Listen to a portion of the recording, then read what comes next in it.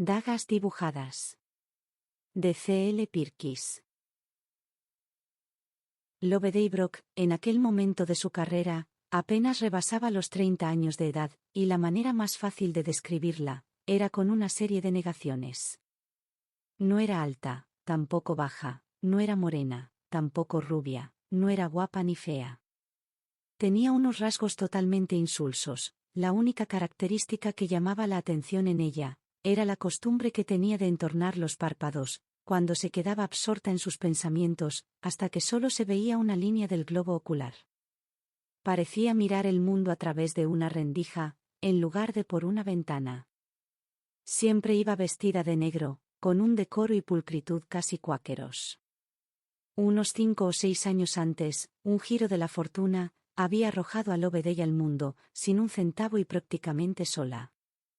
Descubrió que carecía de habilidades que pudieran comercializarse, así que de inmediato desafió las convenciones, y eligió una carrera que la separó de golpe de sus antiguas compañías y su posición social. Durante 5 o 6 años, bregó pacientemente, con lo más bajo de su profesión. Después, la suerte, o para ser más precisos, un complicado caso criminal, la puso en el camino de Ebenezer Dyer, el jefe de una floreciente agencia de detectives en Lynch Court. Muy pronto, descubriría de qué pasta estaba hecha Loveday Brock, y la destinó a un trabajo de más categoría, trabajo que, en efecto, les reportó a ambos un incremento, tanto de retribuciones como de reputación. A pesar de que Ebenezer Dyer no era, por regla general, de naturaleza entusiasta, en ocasiones se deshacía en elogios hacia las cualidades de la señorita Brock, para la profesión que había elegido. Demasiado femenina, dice. Le contestaba a quienquiera que cuestionase dichos atributos. No me importa un comino si es femenina o no. Lo único que sé, es que es la mujer más sensata y práctica que he conocido. En primer lugar, posee la facultad, tan poco frecuente entre las mujeres, de ejecutar las órdenes al pie de la letra. En segundo lugar, cuenta con un cerebro lúcido y penetrante, que no se somete a la rigidez de las teorías, y en tercer lugar, lo más importante, tiene tanto sentido común, que la convierte en un genio, en un absoluto genio. Una mañana, se encontraba Loveday Brock, en el despacho de su jefe, discutiendo los pormenores de un caso, que en aquel momento se traían entre manos. Admito que el asunto de las dagas me tiene un poco confuso, pero por lo que se refiere al collar robado, bueno, diría que hasta un niño puede darse cuenta, dijo el señor Dyer, irritado. Cuando una joven dama pierde una joya de valor, y desea callar el asunto, la explicación es obvia. En ocasiones, respondió la señorita Brock, con calma, la explicación obvia, es la que debe rechazarse, no aceptarse. Los dos llevaban toda la mañana a la gresca, por decirlo de alguna manera. Quizá hubiese que atribuir parte de dicha circunstancia al cortante viento del este, que con sus motas de polvo, había arrasado de lágrimas los ojos de Loveday mientras avanzaba hacia Lynch Court, y que en ese preciso momento, enviaba exasperantes varadas de humo chimenea abajo, hacia el rostro del señor Dyer. Así era, en cualquier caso. El señor Dyer y su colega, habían adoptado posturas diametralmente opuestas, sobre los diferentes temas que habían surgido en su conversación durante aquella mañana, como si lo hiciesen adrede. El señor Dyer, se abandonaba en aquel momento al mal humor. Si establece como principio, que hay que rechazar lo obvio en favor de lo incomprensible, dijo, golpeando el escritorio con la palma de la mano, para enfatizar sus palabras. Pronto se verá en la tesitura de tener que probar que 2 manzanas y otras 2 no suman 4. Por otro lado, si no desea ver las cosas desde mi punto de vista, eso no le da razones para perder los estribos. El señor Hope desea verlo, señor, anunció un empleado, entrando en aquel momento en la sala. Era una distracción afortunada. Fuesen cuales fuesen las divergencias de opinión que pudieran permitirse en privado, siempre tenían cuidado de ocultarlas ante los clientes. La irritación del señor Dyer se esfumó en un instante. Haga pasar al caballero, le dijo al empleado. Después, se volvió hacia Loveday. Se trata del reverendo Anthony Hawke, el caballero en cuya casa le conté que se aloja de momento la señorita Monroe. Es pastor de la Iglesia de Inglaterra, pero abandonó su oficio hace unos 20 años, cuando se casó con una dama adinerada. El padre de la señorita Monroe, el señor George Monroe, ha enviado a la señorita Monroe desde Pekín para apartarla del camino de un pretendiente problemático e indeseable. La última frase fue añadida en tono quedo y apresurado, pues el señor Hawke entraba en aquel mismo instante en la habitación. Se trataba de un hombre que rondaba los 60 años, con pelo cano, afeitado apurado, y una cara regordeta y redonda, a la que la pequeña nariz otorgaba una expresión algo infantil. Saludó con refinamiento, si bien con algo de confusión y nerviosismo. A Loveday le dio la impresión de ser un hombre relajado y jovial, que en aquel momento se hallaba inusualmente alterado y perplejo. Miró inquieto a Loveday. El señor Dyer se apresuró a explicar que aquella era la dama, con cuya ayuda esperaba llegar al fondo de la cuestión que los ocupaba. En ese caso, no tendrá objeción en que les enseñe esto, dijo el señor Hawke. Llegó en el correo de esta mañana.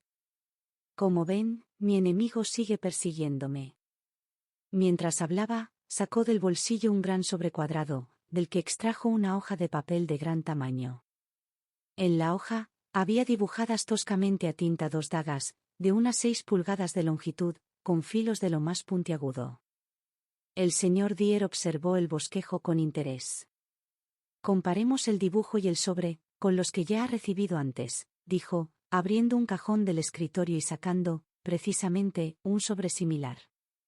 En la hoja de papel que contenía dicho sobre, sin embargo, había solo una daga dibujada. Colocó ambos sobres y su contenido uno junto a otro, y los comparó en silencio. Después, sin decir palabra, se los tendió a la señorita Brock, que, tras sacarse una lupa del bolsillo, lo sometió a un escrutinio igual de detallado y minucioso. Ambos sobres contaban exactamente con la misma factura, y ambos iban dirigidos a las señas londinenses del señor Hawke, escritas con una letra redonda, como de cuaderno escolar, esa letra tan fácil de escribir, y tan difícil de identificar, por su falta de individualidad.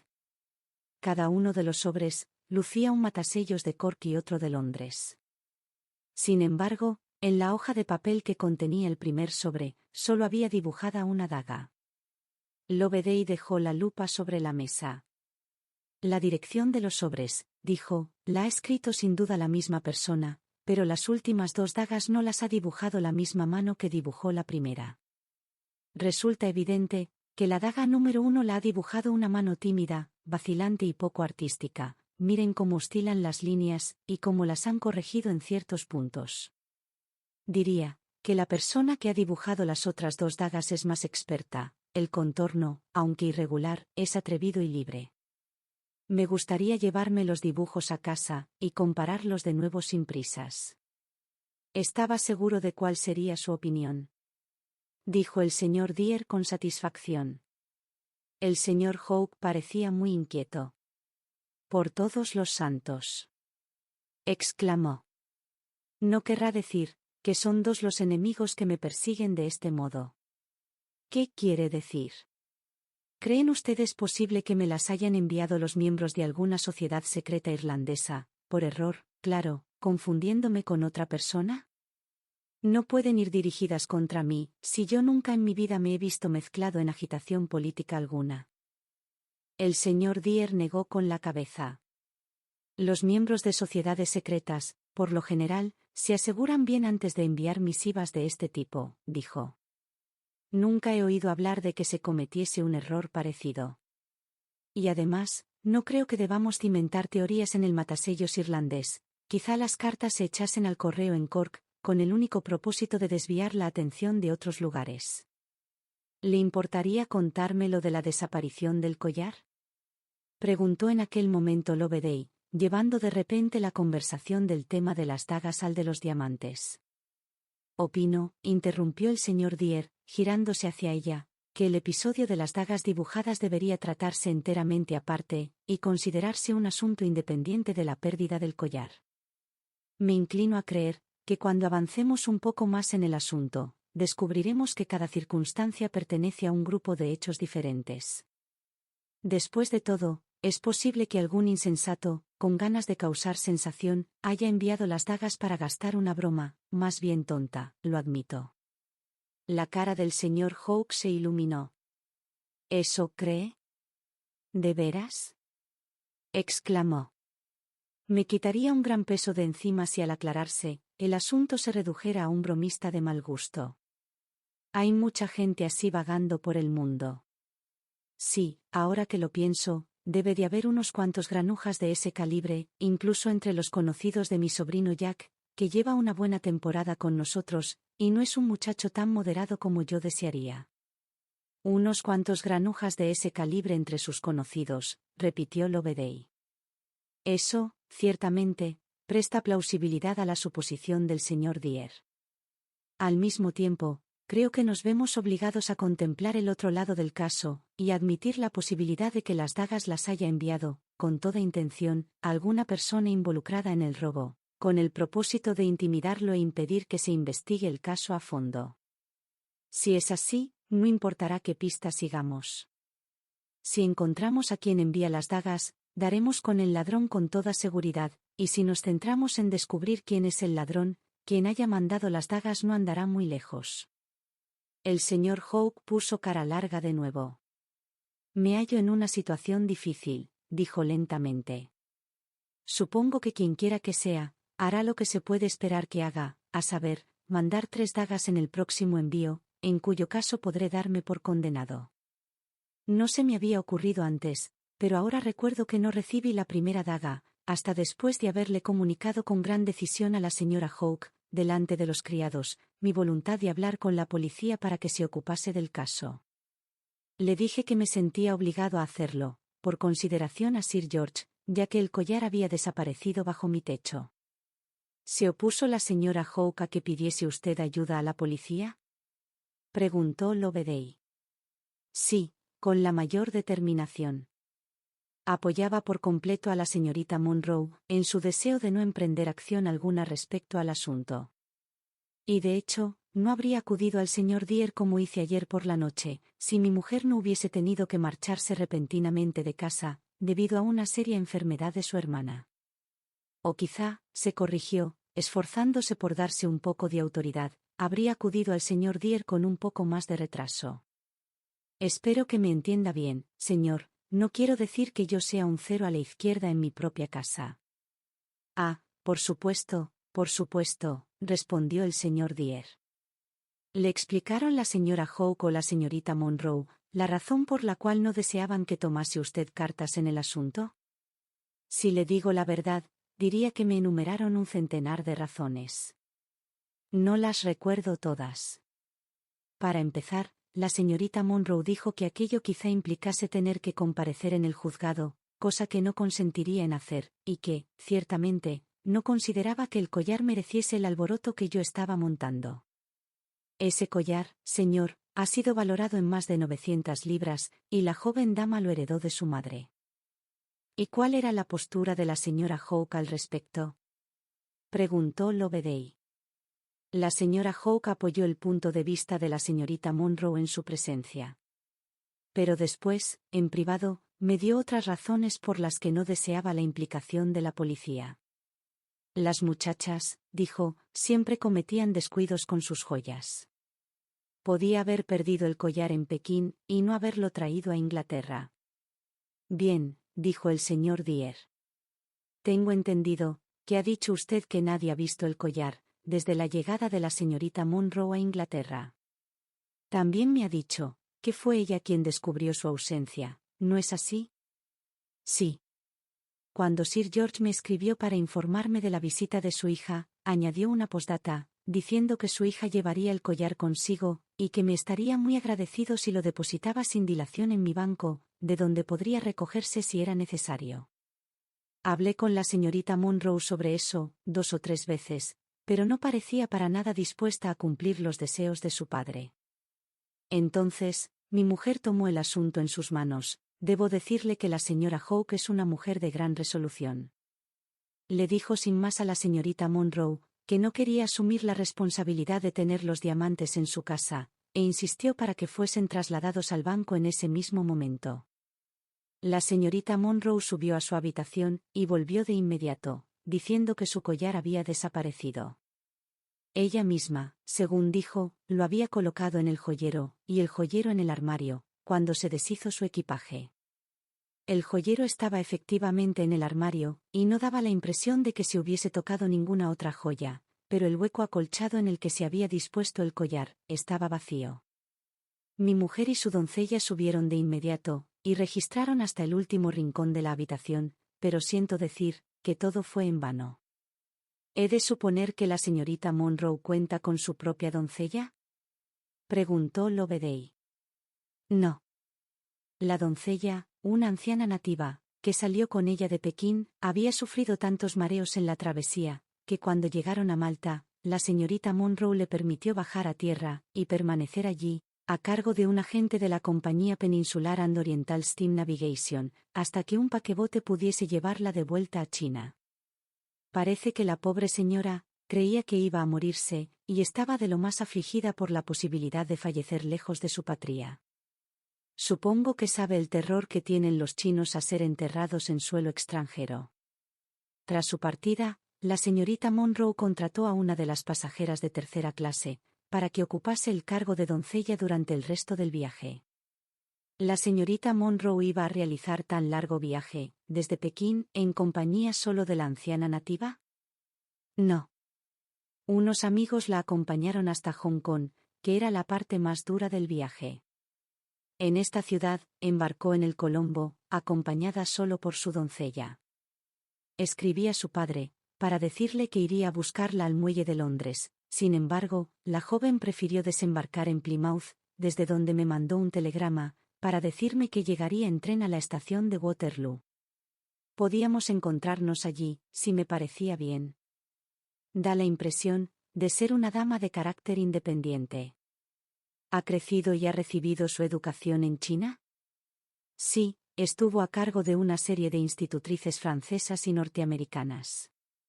Tras la muerte de su madre, cuando era poco más que un bebé, Sir George fue incapaz de separarse de ella, pues era su única hija.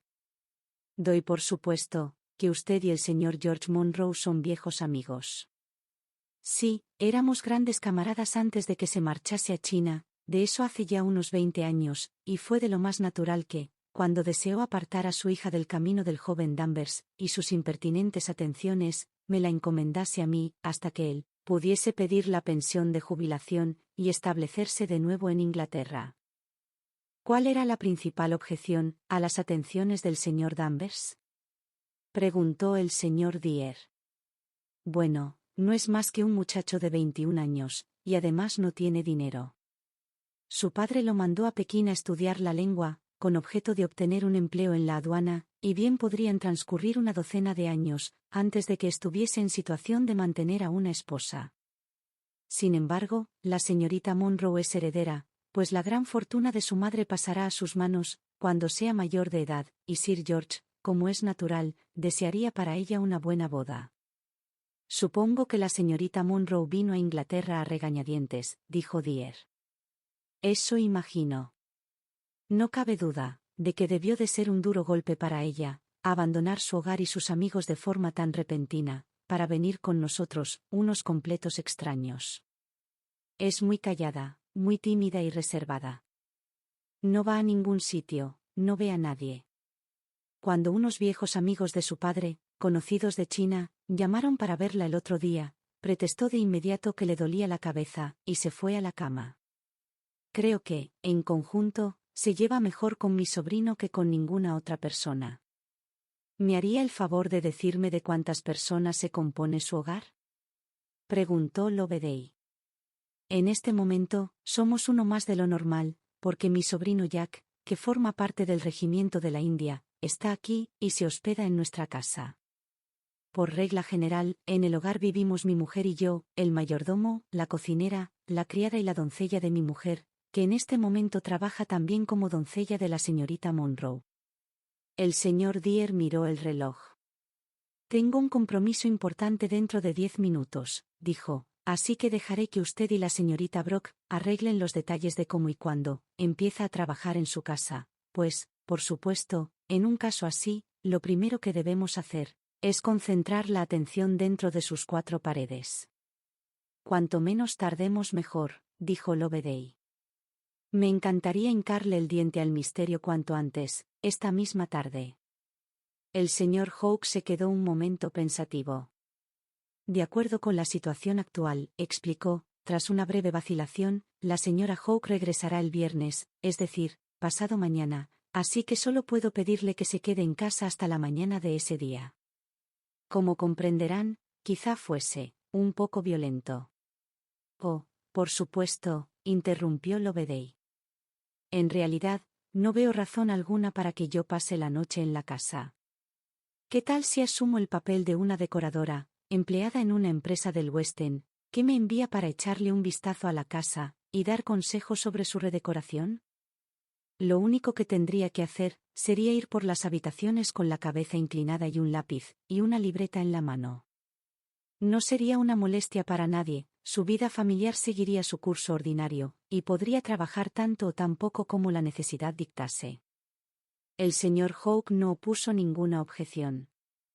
Sin embargo, hizo una petición al levantarse para marcharse, y la hizo con cierto nerviosismo. Si por casualidad llegase un telegrama de la señora Hawke, anunciando su regreso en un tren anterior, supongo, en fin, espero, quiero decir, que presentará usted alguna excusa, y no me pondrá en apuros, quiero decir. Loveday respondió con una evasiva, diciendo que confiaba en que no llegaría tal telegrama, pero que, en cualquier caso, el señor Hawke podía confiar en su discreción. El reloj de una iglesia vecina daba las 4, cuando Loveday levantó el anticuado llamador de latón de la casa del señor Hawke, en Tavistock Square. Un viejo mayordomo la hizo pasar al salón de la primera planta. Una simple mirada alrededor bastó para convencer a Loveday de que si su papel fuera real en lugar de fingido, tendría campo de sobra para desplegar sus talentos. A pesar de que la casa estaba, en todos los aspectos, cómodamente amueblada, llevaba la inequívoca impronta de los primeros días de la época victoriana, en los que la estética del espacio no se consideraba una necesidad para la existencia. La gente que rebasaba la mediana edad mostraba cada vez más indiferencia hacia lo accesorio de la vida, y a menudo se despreocupaba de borrar dicha impronta. Es evidente que aquí la vida juvenil es una excepción, no parte del hogar. Si apareciera una tropa de hijas en este salón, las cosas cambiarían en un santiamén, pensó Loveday, palpando el desvaído papel pintado, color blanco y dorado, las sillas cubiertas de lirios y rosas, hechos de punto de cruz, y las baratijas pasadas de moda, que infestaban las mesas y la repisa de la chimenea. Una cortina amarilla de damasco separaba con festones el fondo del salón de la parte frontal, donde ella estaba sentada. Desde el otro lado de la cortina, le llegaron las voces de un hombre y de una muchacha. «Corte de nuevo la baraja, por favor», dijo la voz masculina. «Gracias. Aquí está». La reina de corazones, rodeada de diamantes, dándole la espalda al ballet.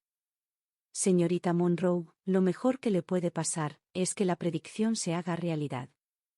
Dele la espalda al hombre que la dejó marchar, sin decir una palabra y... «Chis», interrumpió la muchacha con una risita. «He oído que se abría la puerta de la habitación contigua. Estoy segura de que ha entrado alguien». La risa de la muchacha le pareció a Loveday completamente desprovista del eco de dolor que podría esperarse que tuviera, dadas las circunstancias. En aquel momento, entró el señor Hawke en la habitación, y casi al mismo tiempo, los dos jóvenes llegaron del otro lado de la cortina amarilla, y cruzaron la habitación en dirección a la puerta. Loveday les echó una mirada conforme pasaban. El joven, sin duda, el sobrino del señor Hawke, era un muchacho apuesto, con ojos y pelo oscuro. La muchacha era menuda, frágil y bonita. Resultaba obvio que se sentía menos cómoda con el tío de Jack que con él, pues sus modales cambiaron, para llenarse de formalidad y reserva, conforme se iba acercando al señor Hawke. «Vamos abajo, a jugar una partida de billar», informó Jack dirigiéndose a su tío, mientras echaba una mirada de curiosidad a Loveday. «Jack», dijo el viejo caballero, «¿qué dirías si supieses que vamos a redecorar la casa por completo, y que esta dama ha venido a aconsejarnos al respecto?» Aquello era lo más parecido a un embuste que podía escapar de la boca del señor Hawke. Bueno, respondió Jack con premura, diría que ya era hora. Después, los dos jóvenes se alejaron juntos. Loveday se puso manos a la obra. Comenzaré mi supervisión por la parte superior de la casa, y de inmediato, si le parece bien, dijo. ¿Sería tan amable de pedirle a una de las doncellas que me enseñase los dormitorios? Si es posible, que sea la doncella que atiende a la señorita Monroe y a la señora Hawke. La doncella que apareció, tras la llamada del señor Hawke, se hallaba en perfecta armonía con el aspecto general de la casa. Además de ser una anciana marchita, lucía una expresión considerablemente avinagrada, y se comportaba como si pensase que el señor Hawke se había tomado una gran libertad, al solicitar de ese modo su presencia.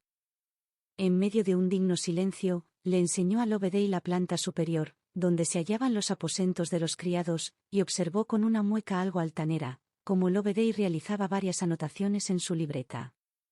También en medio de un digno silencio, la condujo a la segunda planta, donde se encontraban los dormitorios principales de la casa. Este es el aposento de la señorita Monroe, dijo, abriendo la puerta de una de las alcobas, al tiempo que cerraba las mandíbulas con un chasquido, como si no fuera a abrirlas nunca jamás de nuevo.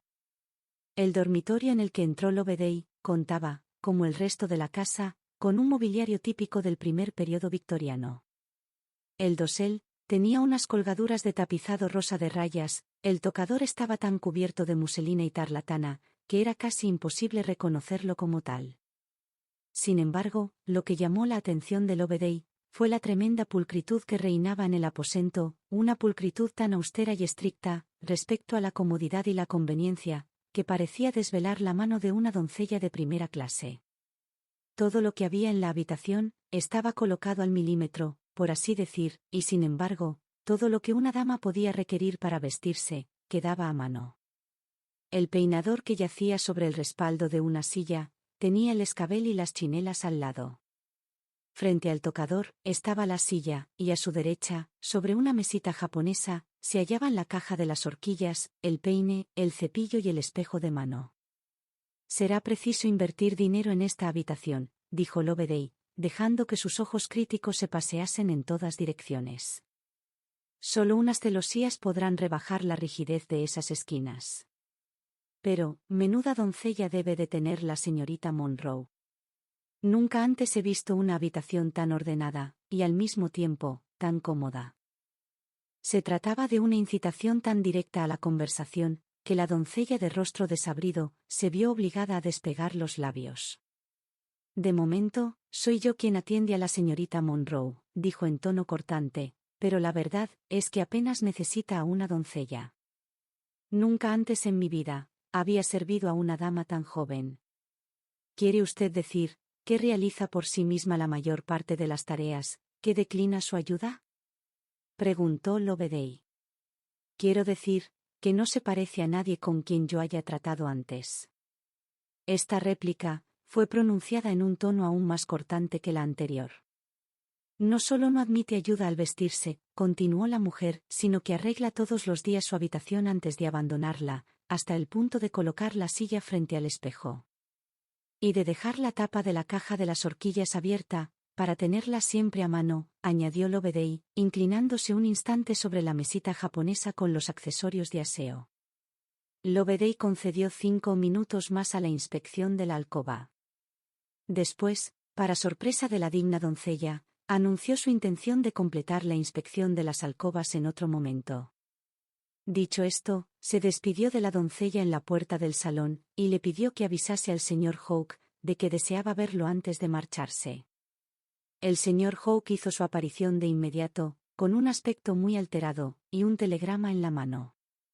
Es de mi esposa, dice que regresa esta noche. Llegará a la estación de Waterloo dentro de 1 hora y media aproximadamente, informó enarbolando el sobre marrón. ¿Qué vamos a hacer, señorita Brock? Ya le conté lo mucho que se oponía la señora Hawke a que se investigase este asunto, y con lo firme que se pone cuando dice algo. No tenga el menor cuidado, interrumpió Loveday, ya he indagado cuanto quería entre estas 4 paredes, y el resto de mi investigación puede desarrollarse perfectamente desde Lynch Court o desde mis propias habitaciones. ¿Ya ha indagado cuanto quería?, repitió el señor Hawke asombrado. Pero si no ha pasado ni una hora en la casa. ¿Pretende decirme que ha averiguado algo sobre el collar o las dagas? No me haga preguntas todavía. En lugar de eso, quiero que responda usted a una o dos mías. ¿Puede decirme algo sobre la correspondencia que la señorita Monroe ha escrito o recibido desde que llegó a su casa? Sí, por supuesto. Sir George me dio instrucciones de lo más severas al respecto, y me suplicó que la tuviese bajo estricta vigilancia, para cortar de raíz cualquier intento de comunicarse con Danvers. No obstante, hasta el momento no parece haber realizado dicho intento. Por lo que se refiere a su correspondencia, es la franqueza en persona. Nos ha enseñado a mí o a mi esposa, todas y cada una de las cartas que han llegado dirigidas a ella, y todas las enviaban viejos amigos de su padre, que deseaban conocerla, ahora que se halla en Inglaterra. En cuanto a escribir cartas, lamento decir que presenta una marcada y particular aversión al respecto. Ninguna de las cartas que ha recibido, según me ha dicho mi esposa, ha tenido respuesta. Desde que llegó a la casa, no se la ha visto ni una vez con una pluma en la mano. Y si escribiese a hurtadillas, no veo cómo echaría las cartas al correo. Nunca traspasa la puerta ella sola, y no tiene oportunidad de dárselas a ninguno de los criados para que las lleve, a excepción de la doncella de la señora Hawke, que está fuera de toda sospecha en un asunto así. Se la ha advertido debidamente, y además, no es el tipo de persona que ayudaría a una joven a mantener correspondencia clandestina. Ya me imagino que no. Supongo que la señorita Monroe estaba presente en la mesa del desayuno, cada vez que ha recibido usted las dagas por correo. Si no me equivoco, me dijo usted que llegaban con el primer correo de la mañana. Sí, la señorita Monroe es muy puntual con la hora de las comidas, y siempre ha estado presente. Naturalmente, al recibir tan desagradables misivas, dejé escapar alguna exclamación, y después tendí el papel para que lo inspeccionaran en la mesa. La señorita Monroe mostró la más viva preocupación, por saber quién podría ser mi enemigo secreto. Sin duda. Bien, señor Hawke, tengo que hacerle una petición muy especial, y espero que la lleve a cabo al pie de la letra. Puede estar segura de que así lo haré. Gracias. Si mañana mismo, en el correo, recibiese usted uno de esos grandes sobres, que ya le resultan familiares, y comprobase usted que contiene 3, y no 2, dagas dibujadas. Por todos los santos. ¿Qué le hace pensar tal cosa?, exclamó el señor Hawke, con gran turbación. ¿Por qué he de ser perseguido de este modo? ¿Es que debo dar por hecho que soy un hombre condenado? Comenzó a pasear de un extremo a otro de la sala con gran desasosiego. Yo en su lugar no me preocuparía tanto, respondió Loveday con calma. Por favor, déjeme terminar. Quiero que abra el sobre grande, que quizá reciba en el correo de la mañana, al igual que ha abierto usted los demás, a la vista de su familia, en la mesa del desayuno, y que haga circular el dibujo que contenga, para que lo inspeccionen su esposa, su sobrino y la señorita Monroe.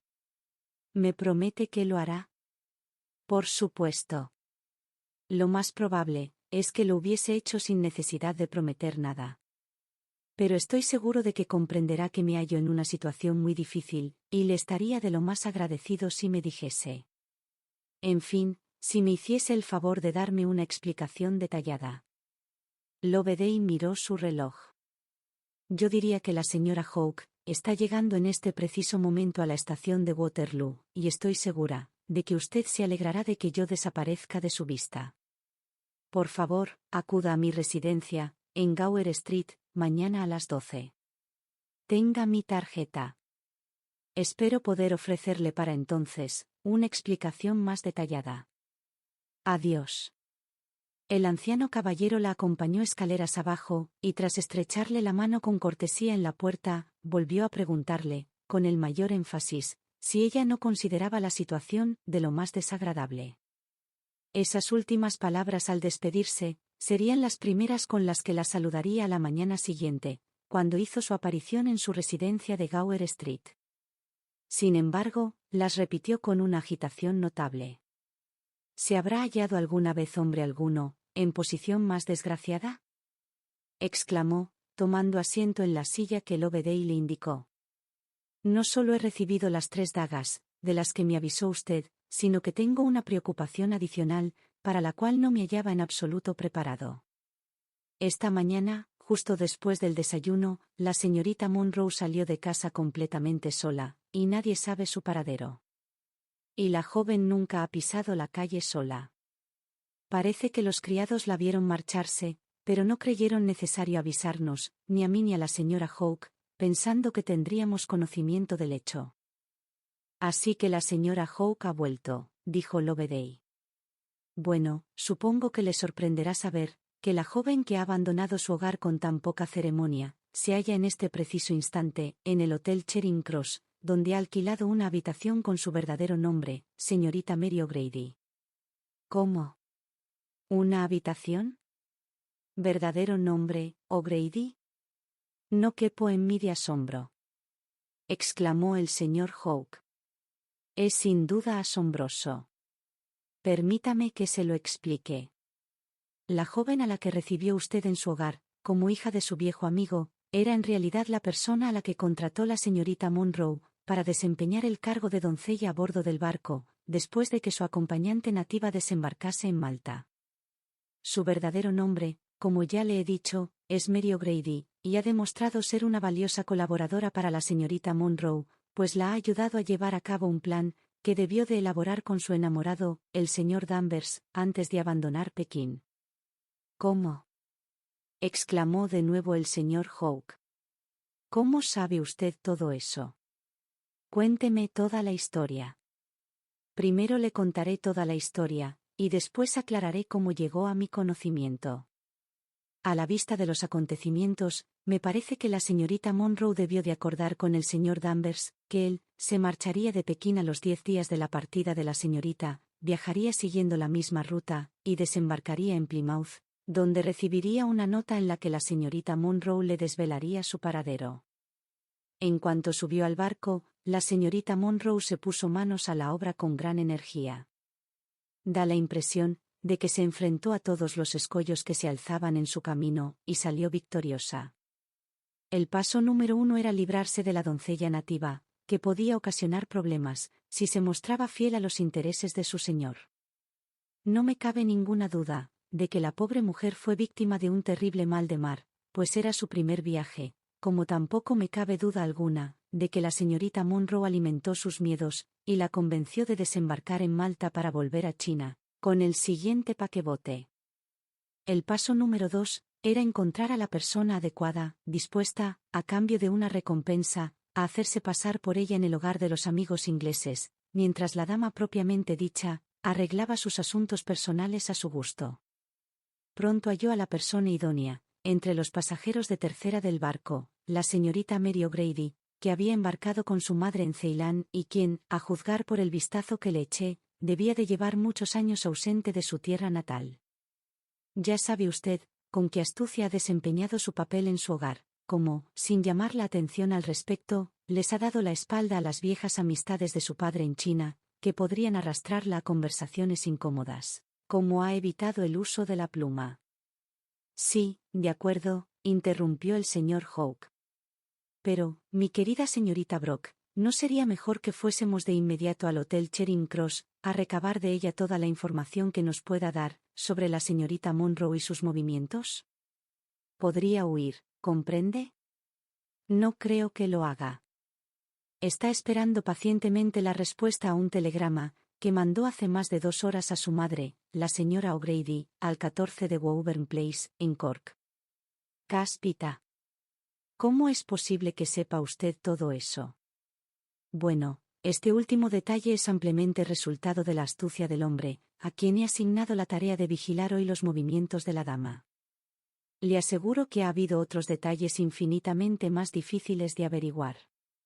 Creo que tengo que darles las gracias a las dagas dibujadas, que le causan a usted tanto trastorno, por haberme llevado por el buen camino desde el primer momento. Ajá, dijo el señor Hawke, exhalando un largo suspiro. Y a propósito de las dagas, estoy seguro de que podrá usted tranquilizarme al respecto. Espero que sí. Le sorprendería demasiado saber que fui yo quien le envió las 3 dagas esta mañana. ¿Usted? ¿Será posible? Sí, fui yo quien las envió, y por una razón que le explicaré de inmediato. Pero déjeme empezar por el principio. Esos dibujos tan toscos, que a usted le sugerían terribles imágenes de violencia y sangre, ofrecían a mi mente una explicación más pacífica y común. A mí, me hacían pensar más en la heráldica que en las armas, en la cruz fijada del escudo de un caballero, más que en la daga con la que los miembros de las sociedades secretas deben someter a los hermanos rebeldes. Si vuelve a mirar los dibujos, quizá advierta a qué me refiero. En ese momento, Loveday sacó del escritorio las misivas que tanto habían perturbado la paz del señor Hawke. Para empezar, la longitud del filo de una daga en la vida normal ocupa, por lo general, 2/3 del arma, como mínimo. En el dibujo, lo que recibiría el nombre de filo no es mayor que la empuñadura. En segundo lugar, observe que falta la guarnición de la mano. En tercer lugar, permítame que llame su atención sobre la forma cuadrada de lo que usted tomó por empuñadura y que, a mis ojos, sugería ser la parte superior de una cruz de Jerusalén. Ninguna mano podría ceñirse a la empuñadura que vemos en el dibujo. Cuando se marchó usted ayer, me dirigí al Museo Británico, y allí consulté varios valiosos volúmenes de heráldica, cosa que me ha hecho buen servicio en más de una ocasión. Di con la confirmación a mis suposiciones, de la manera más sorprendente. Entre las ilustraciones de las diversas cruces de los escudos de armas, encontré una que Henry de Amber sacó de su escudo heráldico, para colocarla en su casco, cuando se unió a los cruzados bajo el mando de Eduardo I, y que desde entonces luce como escudo la familia Danvers. Esta información revestía para mí gran importancia. Alguien le había enviado desde Cork, en 2 ocasiones, el escudo de la familia Danvers. Resultaba difícil averiguar con qué propósito, a no ser que fuese algún tipo de comunicación con alguien de su hogar. Dicha idea me convenció por completo, así que me marché del museo, y acudí a las oficinas de la Compañía Peninsular and Oriental Steam Navigation, para pedir que me entregasen la lista de pasajeros que habían llegado en el Colombo. Me encontré con que la lista era inusualmente pequeña. Supongo que la gente evita, en la medida de lo posible, cruzar el Golfo de Vizcaya durante los equinoccios. Los únicos pasajeros que desembarcaron en Plymouth, además de la señorita Monroe, eran la señora y la señorita O'Grady, pasajeras de tercera clase que habían embarcado en Ceilán, para volver a casa desde Australia. Su nombre, junto con su desembarco en Plymouth, sugerían la posibilidad de que Cork pudiese ser su destino final. A continuación, pedí que me mostrasen la lista de los pasajeros que llegaron en el paquebote siguiente al Colombo. Al empleado que me atendió, le dije que estaba esperando la llegada de un amigo. Lo encontré rápidamente en esa segunda lista de llegadas: William Wentworth Danvers. ¡Qué descaro! ¡Qué atrevimiento!, exclamó indignado el señor Hawke. Con su nombre verdadero. Bueno, como comprenderá, para él, era fácil inventar un pretexto plausible para abandonar Pekín: la muerte de un pariente, la enfermedad de un padre o una madre.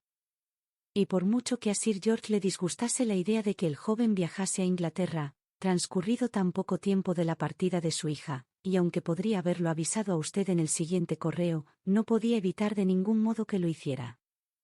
El joven, al igual que la señorita Monroe y la O'Grady, también desembarcó en Plymouth.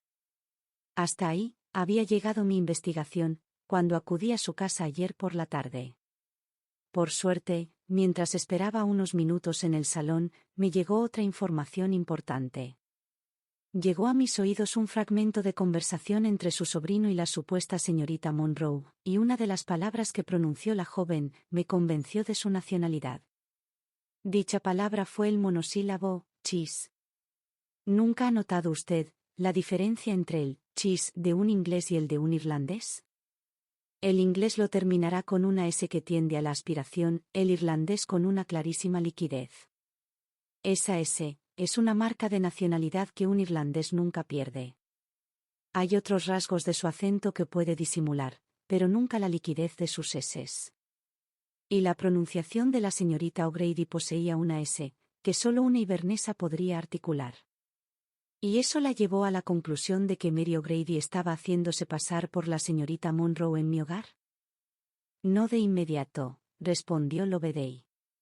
Pero ya entonces, comencé a albergar mis sospechas, y cuando subí a sus aposentos, en compañía de la doncella de la señora Hawke, dichas sospechas se confirmaron. La pulcritud de la alcoba llamaba la atención.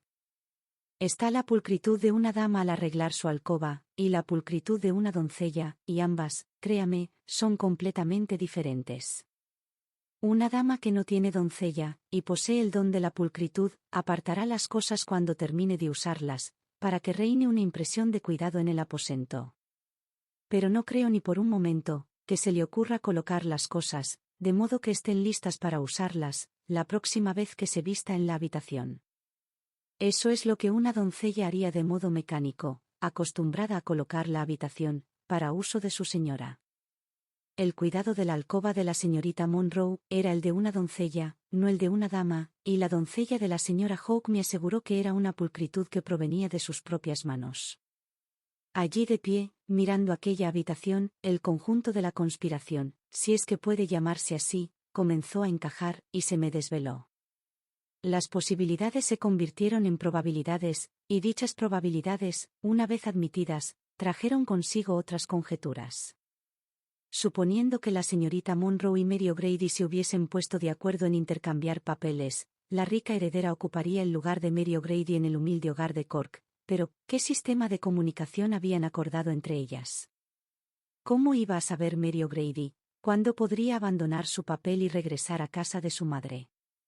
No cabía duda de que dicha comunicación era necesaria. Las dificultades de llevarla a cabo debían de resultar obvias para las dos muchachas.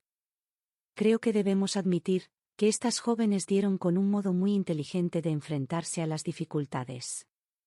Si recibía usted una misiva anónima y sorprendente, se mencionaría en la casa sin lugar a dudas, y de ese modo, podía establecerse un código de señales entre ellas, que las dejaría libres de sospecha. Para dicha comunicación, el escudo de Danvers fue una sugerencia de lo más natural, pues, seguramente, aparecía varias veces en las cartas del enamorado de la señorita Monroe. Al reconsiderar todo aquello, se me ocurrió que, posiblemente, la primera daga, o cruz, se envió para notificar que la señorita Monroe y la señora O'Grady habían llegado sanas y salvas a Cork. Las dos dagas o cruces que recibió a continuación, se enviaron el día de la llegada a Plymouth del señor Danvers, y diría que fueron trazadas por su mano. Así pues, entraba dentro de lo posible, que el matrimonio de la señorita Monroe con el joven, y la subsiguiente liberación de Mary O'Grady de la carga que suponía el papel desempeñado, pudiesen notificarse, enviándole a usted 3 cruces o dagas. En cuanto se me ocurrió dicha idea, decidí actuar, adelantando el envío de la última comunicación, para observar las consecuencias. Así pues, tras abandonar ayer su casa, hice un dibujo de 3 dagas o cruces, lo más similares posible a las que ya había recibido, y se las envié, de modo que le llegasen con el primer correo. Ordené a uno de nuestros empleados de Lynch Court que vigilase su casa, y le di instrucciones precisas de seguir y consignar cada uno de los movimientos de la señorita O'Grady durante el día. Pronto se fue cumpliendo lo que yo había anticipado. Alrededor de las 9:30 de esta mañana, el empleado mandó un telegrama para mí, desde su casa al Hotel Charing Cross. Además, supe que la señorita O'Grady había enviado entretanto un telegrama dirigido a la señora O'Grady, de Woburn Place, en Cork, según oyó nuestro agente, posiblemente, siguiendo al criado que desde el hotel lo llevó a la oficina de correos. Desde que recibí dicha información, por los hilos de Cork corre un impresionante trasiego de telegramas, de un lado a otro. Un trasiego de telegramas. No la comprendo, dijo el señor Hawke confundido. Le explico.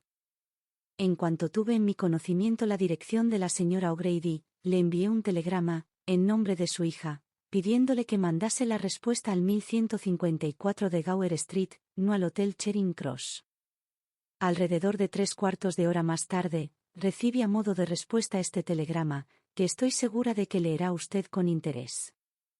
Loveday le tendió un telegrama, uno de los muchos que había sobre su escritorio, al señor Hawke, quien lo abrió, y leyó en voz alta lo siguiente.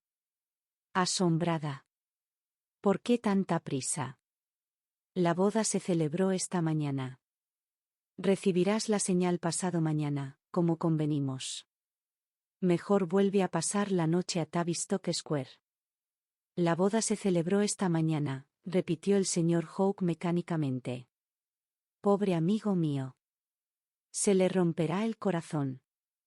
Ahora que está hecho, esperemos que ponga al mal tiempo buena cara, dijo Loveday, y continuó, en respuesta a dicho telegrama, envié otro, preguntando por los movimientos de la novia y del novio, y esta fue la respuesta. Leyó lo siguiente. Estarán en Plymouth mañana por la noche, en el Hotel Charing Cross, y el día siguiente, como convinimos. Así pues, señor Hawke, añadió, si desea usted ver a la hija de su amigo, y decirle lo que piensa del papel que ha representado, lo único que tendrá que hacer, será vigilar las llegadas de los trenes de Plymouth. La señorita O'Grady desea ver a una dama y un caballero, dijo una doncella, que entró en ese preciso momento. La señorita O'Grady. Repitió el señor Hawke atónito. En efecto, repuso Loveday. Le mandé un telegrama, justo antes de que llegase usted, para que viniera aquí, a encontrarse con una dama y un caballero, y ella, sin duda con la idea de que se encontraría aquí con los recién casados, no ha tardado nada en responder a mi petición. Y volviéndose hacia la doncella, añadió, haga entrar a la dama. Qué complicado es todo, qué confuso, dijo el señor Hawke, apoyándose en el respaldo de la silla. Apenas me cabe en la cabeza. Su confusión, no obstante, no era nada comparada con la de la señorita O'Grady, al entrar en la habitación, y darse de bruces con el señor Hawke, en lugar de con los radiantes recién casados, con los que esperaba encontrarse. Se quedó en silencio en mitad de la sala, era la viva imagen del asombro y la turbación. El señor Hawke también parecía haber perdido el habla, así que Loveday tomó la iniciativa. Por favor, siéntese, dijo, alcanzándole una silla a la muchacha. El señor Hawke y yo la hemos mandado buscar, con el fin de hacerle unas cuantas preguntas. Sin embargo, antes de formularlas, permítame decirle que toda la conspiración que urdió con la señorita Monroe ha salido a la luz, y que lo mejor que puede hacer, si quiere que su participación en ella sea tratada con clemencia, es responder a nuestras preguntas del modo más completo y sincero posible. La muchacha prorrumpió en llanto. Todo es culpa de la señorita Monroe, de principio a fin, sollozó. Madre no quería que lo hiciésemos, y yo tampoco. Eso de meterse en casa de un caballero, y fingir ser quien no soy. Y no queríamos sus 100 libras. Llegada a este punto, los sollozos le cortaron el habla. Vaya, dijo Loveday con desdén. Así que iba a recibir 100 libras, por participar en el fraude.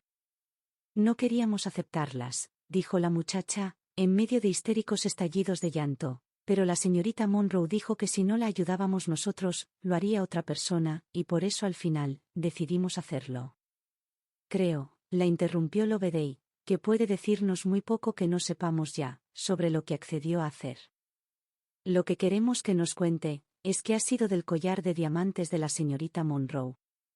¿Quién lo tiene ahora? La muchacha redobló los sollozos y las lágrimas. Yo no he tenido nada que ver con el collar, nunca ha estado en mi poder, sollozó. La señorita Monroe se lo dio al señor Danvers, 2 o 3 meses antes de abandonar Pekín, y él, se lo envió a un conocido suyo de Hong Kong, vendedor de diamantes, que le dio dinero por él. Di Castro, así se llamaba, eso dijo la señorita Monroe. Di Castro, vendedor de diamantes en Hong Kong. Yo diría que son datos suficientes, dijo Loveday, registrándolo en una libreta. Y supongo que el señor Danvers se quedó parte de ese dinero, para su propio uso y los gastos del viaje, y le entregó lo restante a la señorita Monroe, para que pudiese sobornar a criaturas como usted y su madre, con objeto de llevar a cabo un fraude, que dará con los huesos de ambas en la cárcel. La cara de la muchacha adquirió una lividez mortal. No, por favor, no lo hagan. No nos manden a prisión. Imploró, juntando las manos. Aún no hemos tocado ni un penique del dinero de la señorita Monroe, y no lo haremos, pero déjenos libres. Se lo ruego. Muestren piedad. Loveday miró al señor Hawke, quien se levantó de la silla. Creo que lo mejor que puede hacer, dijo, es volver a casa con su madre, en Cork, lo más rápido posible, y aconsejarle que no vuelva a participar en ningún jueguecito tan arriesgado nunca más. ¿Lleva algo de dinero en la cartera? Aquí tiene, y vuelva a su casa sin perder tiempo. Lo mejor será que la señorita Monroe, la señora Danvers, quiero decir, acuda a mi casa, a reclamar sus efectos personales. En cualquier caso, allí estarán hasta que lo haga. Cuando la muchacha, entre expresiones incoherentes de gratitud, se marchó de la sala, el señor Hawke se giró hacia Loveday. Me gustaría haber consultado a la señora Hawke antes de arreglar las cosas de este modo, dijo, algo vacilante, pero no veo cómo podría haberlo hecho de otra manera. Estoy segura de que la señora Hawke aprobará lo que ha hecho, cuando conozca todas las circunstancias del caso, alegó Loveday. Y cuando escriba a Sir George, como, por supuesto, debo hacer de inmediato, añadió el señor Hawke, le aconsejaré que, ahora que la cosa está hecha, ponga al mal tiempo buena cara, tal como usted dijo. Si ya no hay remedio, ¿para qué preocuparse? ¿No es así, señorita Brock? Así es, señor Hawke, respondió Loveday. Y le tendió la mano para despedirse, y dar por terminado todo el asunto. Fin.